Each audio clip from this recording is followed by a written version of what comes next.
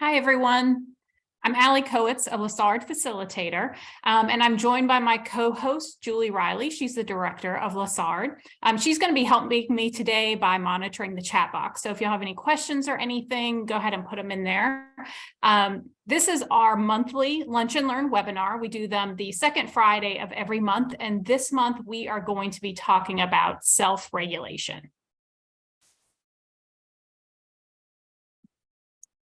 Get my slides to work. There we go. All right, so like I said, I'm a facilitator with Lessard. Lessard is the Louisiana Autism Spectrum and Related Disabilities Project. We partner with districts and schools all over the state to help them serve their students with disabilities. We do this through team action planning, providing direct teacher training, and coaching in the classroom. We use evidence-based strategies to help students grow in their social, emotional, and behavior skills. We are with LSU's Human Development Center. The Human Development Center is a resource for people with disabilities, families, and service providers, and they help people from birth through their full lifetime. So we do have some resources for you. Our website is lessard.org, and we have the Ask Lessard function where you just click on that and you can send us a question and one of our facilitators will get back to you. And we also have this online resource tab for both educators and families. And we have lots of different templates and resources that can be used for home environment, behavior, communication, and social skills supports.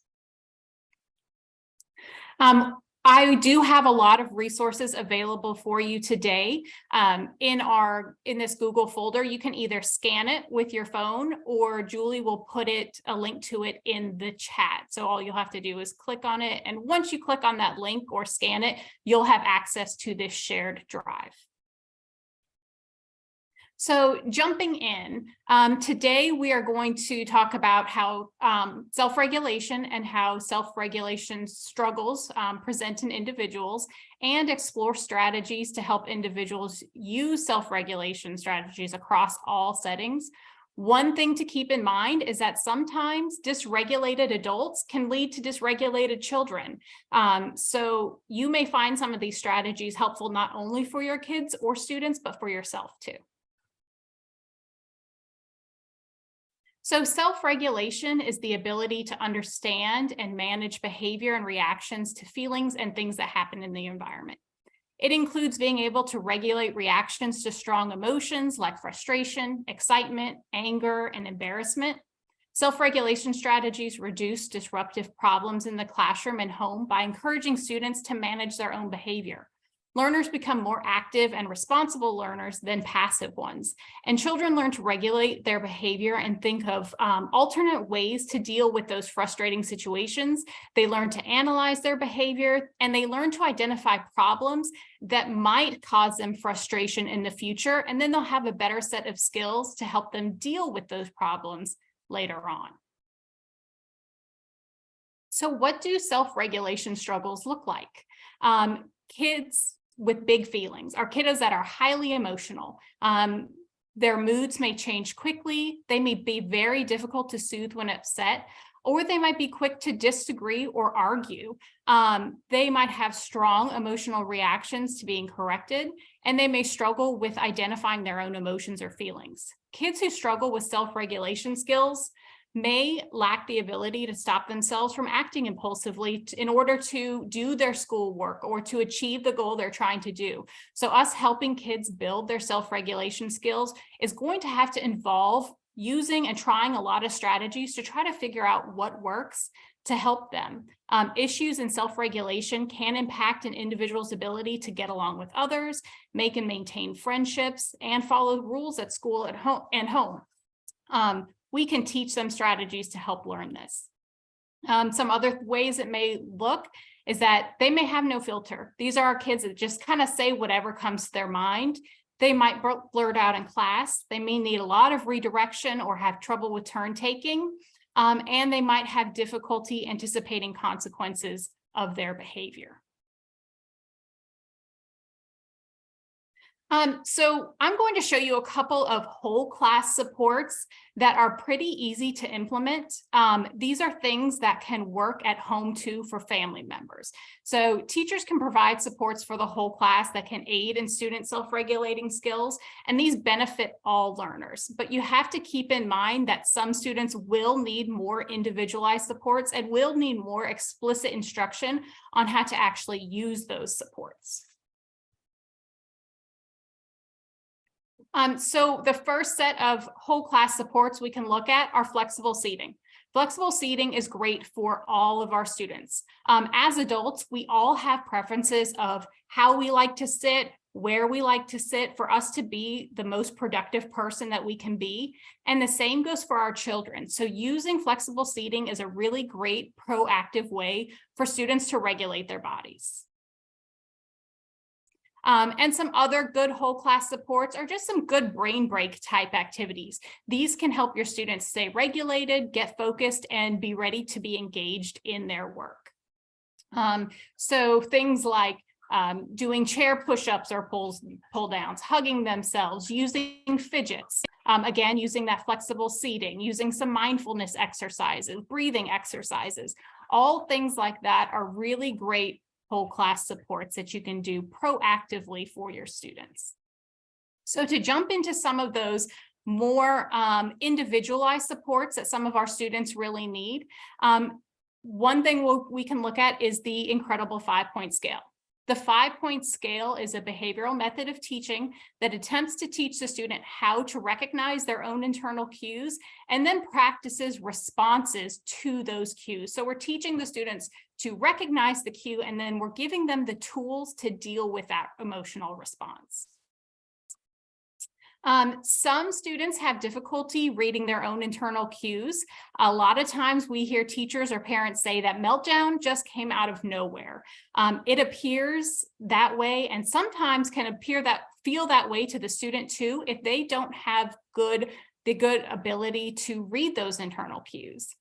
Some students have difficulty regulating their emotions and their stress levels and may struggle with anxiety. And there are a lot of things that we can help them do to help block out some of those anxious thoughts and give them some calming techniques. Some students have difficulty determining the impact of their behavior on themselves or others. And so we can help them with perspective taking. And most students with disabilities tend to be visual learners. And since they tend to be visual learners, there's probably not a better evidence-based practice strategy to use than a visual support. And the 5-point scale is a great visual support. So what does the 5-point scale look like? It is just what it says. It has 5 points here from 1 to 5. 1 at the bottom is like, I feel really great. I can do my work. I can do all these great things.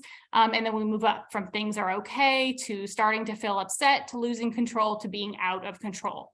And then we give them the tools of what they need to do when they get to that level. So when they're at a 1, they can do their work, but when they're at a 5 and out of control, they need to find their safe place. Whatever that place is or that strategy is that was worked out with the student, we give them that. And when we recognize that they are at a 3, a 4, a 5, whatever it might be, we can direct them to say, hey, maybe you can go take a break or go get a sip of water or take a walk or whatever that calming strategy might be.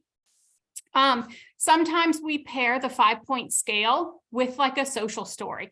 This one is just 3 levels, but it is for a student that struggled with other students breaking rules. And so we gave them a tool here that if someone was breaking a rule, but it was an accident or harmless, we just need to ignore it.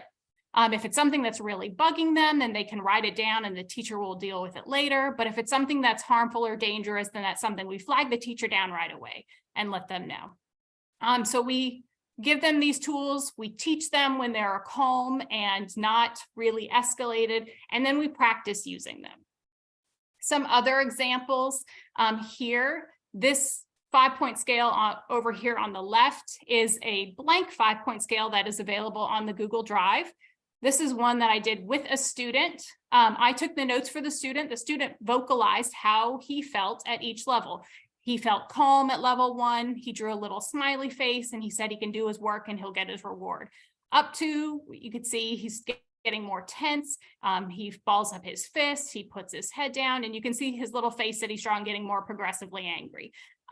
These are really great when you do them one-on-one with the student, because it creates this kind of common language between the adults and the child, so that if the adults start seeing, oh, you know what, he's starting to ball up his fists, they can say, hey, why don't you go take your break and go lay down, get to your safe spot, whatever it might need to be. And everyone recognizes where the child is through each part of that escalation. Most kids are super insightful and are able to tell you all of these things. There are some pre-made ones out there that you can use.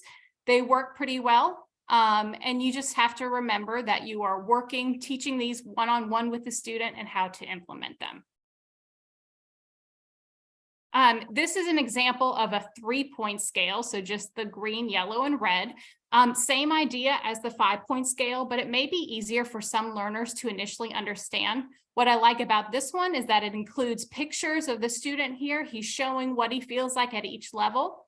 And this one also has more icons and less words than the other, which is also a really good support for our students that might need more help in reading or communicating. Some other great self-regulation supports is using Check-in Checkout.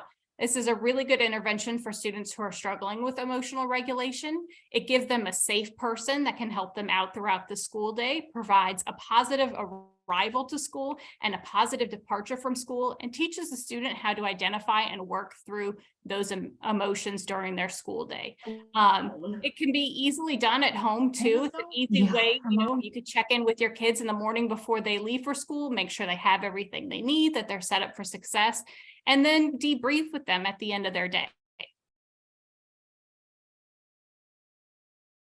Behavior contracts can also be a really useful tool to help improve behaviors with your learner by focusing on a few target behaviors that the student is struggling with. This strategy holds students accountable for their actions and provides structure, routine, and consistency. A reinforcement plan is typically tied to the contract if the student meets their goal. For students that have trouble with some emotional control, we can offer them opportunities to take a break when they're feeling angry or frustrated. Once the students learn the power of this break card here, they start learning to recognize those internal cues. If you have a student that may try to take advantage of and having too many breaks during the day, maybe at times when it doesn't really appear that they need them, we can put in a structured plan and say you can have 3 breaks during the day. And we start getting the student to start recognizing when they actually need the break. So when they take the break, where do they go and what do they do? One of the things that we can do is offer them a home base, sometimes called a cool off area or a chill corner. Lots of different names for these in teachers' classrooms, but basically it's a specific location where a student can calm down, take a break, and recover from something that has happened. A home-based location generally has few distractions. It provides consistency and supervision. It's important that the students have a place in your room that they can take a break if needed.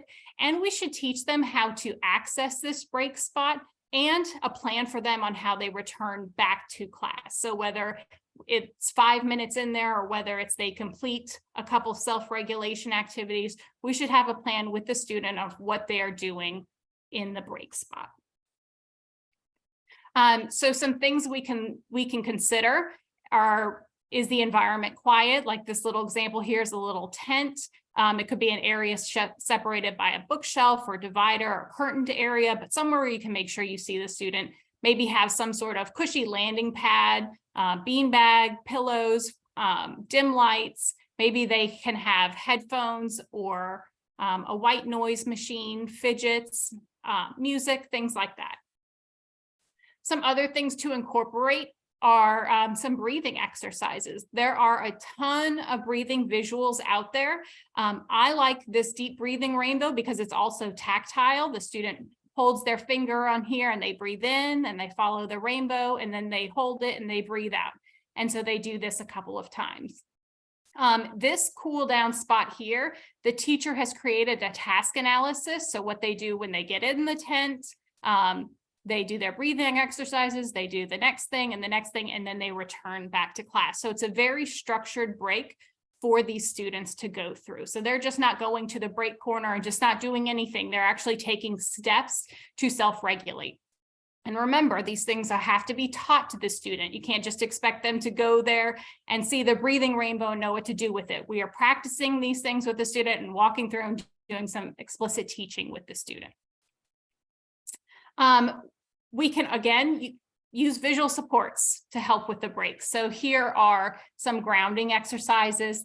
They look around and look at 5 things they can see, 4 things they can hear, 3 things they can feel, 2 things they can smell. So they're walking through these step by step. They can take deep breaths, they can use their words, they can count to 10, use the stress ball. We're giving them options of things they can do here. And here's another example of a breathing exercise of taking deep breaths, 4, 3, 2, 1, until they are calm. This is another grounding technique the students can use. This is more interactive than the one on the previous slide. Same type of thing. The grounding exercises, see, hear, smell, taste, except this one is for students where they can actually interact with it. So I see something and they look around, they see something blue and they can actually move the icon to the next thing. So we're getting them kind of focused more on this activity than focusing on those things that are causing them the anxiety. So they hear something, they feel something soft, hard, scratchy, whatever it might be. They smell something and they taste something. So they're working through each step of this exercise. Some other things we can do is help the students understand if things are a big deal or a little deal. Sometimes our students really have overreactions to some kind of problems, like they didn't get to be the line leader today, and so they are just very upset and they have a much bigger reaction than needed. So sometimes we need to walk the student through, is it a big deal or is it a little deal? And we can talk, again, a 5-point scale, what each level is for the deal. So it's okay, I'm a little frustrated, I'm getting kind of mad, and it's a real big deal. Another version of this, very similar to the little deal, big deal. This visual support lets learners determine if their reaction matches the size of the problem. So the size of the problem, tiny, small, medium, large, or emergency, and did their reaction match that? Or did they have a big reaction to a tiny problem? And we can discuss these things. So this is not something we want to discuss in the moment when the student is escalated, but when we're debriefing after everyone is calm and we're reflecting on the situation that happened, and we talk about, well, what was your reaction like? What kind of problem was it? And we can even talk them through why they thought it was a small problem or a tiny problem, whatever it may be, and we can help them through those things. Turn taking is also something that can cause a lot of distress in our students, especially when we're talking about recess or playing games, things like that. Sometimes even just having turns in conversations. So we can use this type of support to help the students understand when they are doing these kind of things, trying to take turns. So the student has a bead here, my turn, your turn, and they can move the bead when it's their turn over to their friend's turn, and their friend moves it back. So it's practicing and using this visual support to take turns. And a visual cue like this one, where it's raise hand or listen, it can be used during instruction to help students remind them of the behavior expectations, and can be used to redirect the students in the classroom. So instead of verbally reminding students over and over again, you can simply show that visual cue to help remind them, oh, we're supposed to be listening now. Oh, instead of blurting out, we should raise your hand.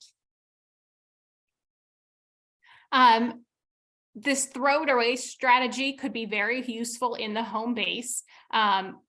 Students can write out or scribble an issue or problem that they're having, put it on a piece of paper while they're doing their break, and then they can ball it up and throw it away.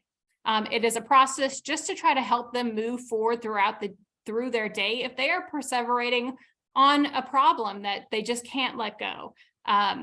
This is a really easy strategy to do for your riders and your non-riders. And then we have a calm down choice board. We know that choice is super powerful for our learners.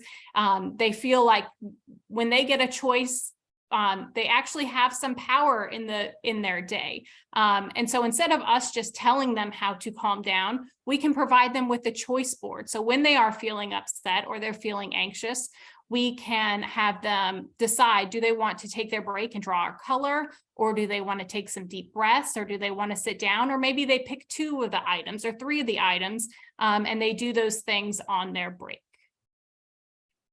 So we are going to have some time in just a minute for questions, but we are building our contracts for next year. So if you are interested in Lessard services, you can contact us and we can set up an appointment for that. All right, does anyone, any questions from the audience? Anything in the chat? Hey, Allie, someone asked about the resource for the breathing rainbow. Is that one that we created, or did you find that online? That's one I found online. Yeah, so I didn't want to, since I didn't create it, I didn't want to share it, but there's several of them. So if you just Google breathing rainbow, there's a bunch that pop up. Okay, thank you. And if anybody else has questions. So somebody asked, do you time breaks? You can time breaks. Some students may need a visual timer that tells exactly how much time they need in there. And then sometimes you tell them to pick 3 of the activities, and as they work through, they do those and then transition back to class. It's however you've worked it out with the student and taught them how to use their break time. Let's see. Is there a video from today? Yeah, so our videos, will you explain where the video will be later, Allie? Yes, so we will post, at some point it will get posted back to the Facebook page where we advertise this, but we also link them to our monthly newsletter. So if you go to our website, lessard.org, you scroll all the way to the bottom of the homepage, there's a spot where you can put in your email address to get our newsletter, and it will link you into the videos that we have done this month, and then any other resources that we have shared this month. And I'll put the link to the Google Drive in the chat one more time in case someone joined late that didn't get that. So that's the link with the resources in it. And can we share the link with parents? Oh, absolutely. Absolutely.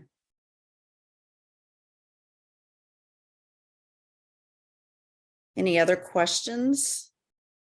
Feel free to type them in the chat box. Any tips for students or kids who don't want to transition back to activities after breaks? Sometimes you kind of have to use more visual supports. We can use things like a first then schedule to try to transition them back. So first we do, after we finish our break, then we're going to do this next thing. And then maybe we do another break, or we get another reinforcer, something like that. To show when something else, another break or something else fun will happen. Or using visual schedules. So maybe the student has specific break times during the day, and we show that, we've done math and now you got your break, and now you were doing something else, and your break is then going to come again at this other point of the day if they have very structured breaks. And someone else comment, and we find that a what's next board with visual cards help. So yeah, thank you. Any other questions?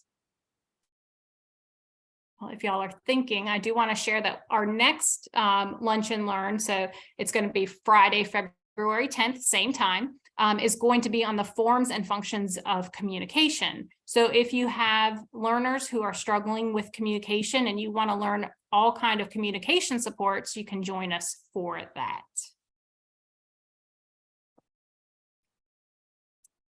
And then we also have this survey for our Lunch and Learn. We appreciate any feedback we can get from y'all. If you would like to take a moment and just scan this with your phone and let us know where you're watching from. There's a little spot to put in district or parish, or, if anyone's from out of state, let us know. We'd like to see who we're training. And then that is it. Y'all feel free to stay on for questions. We got a couple more. Okay. Does the teacher go into the tent if the child wants to have a time to cool down, like to facilitate the calm strategy? So I'm assuming that means like, would you go in to help them calm down? So really, you should be teaching them in a time when they're not escalated.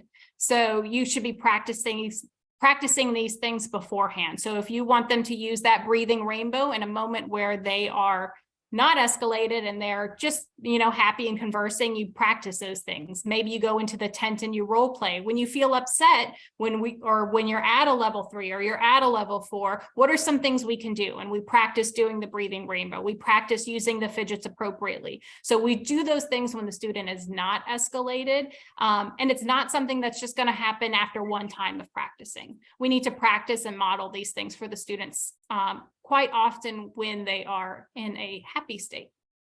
And I would say too, you may need to prompt them some, like, remember to use your strategies or whatever, when they go in, but that's why we have the visuals, is because you really want to fade your direct prompts and then they can have the visuals to use while they're in there. Does that answer your question, Shannon? Okay, thank you. We got one more. What are some strategies for students who are not able to recognize and make the connection between their internal sensations and their emotions? That might be a whole nother webinar. Yeah. I don't mind jumping in here. And I think that's kind of the purpose of the 5-point scale, is to assign colors and numbers, something very concrete to their emotions. And a lot of times teachers will facilitate with a paper clip or a bead or whatever. And as you are seeing their outward signs, not when they've reached their breaking point, but as you are seeing their outward signs, you're reflecting with them on how they're feeling. So you're using that 5-point scale as a concrete way to help them make those connections between their internal sensations and their emotions. Thank you, Chris. Chris is another facilitator with us. I love when we jump in. We are a very multidisciplinary team, and we are always communicating with each other and problem solving. And we have, all kinds of background, BCBAs and occupational therapists and school administrators and teachers. So if y'all get a contract with us, you're getting all of us.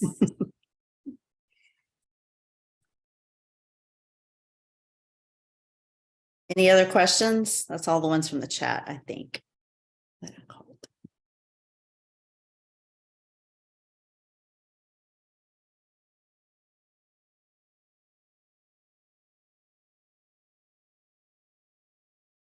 All right, I think that's it. All right. Well, thank you for your time, everyone. Appreciate it. Hope to see you next month. Thanks, Allie.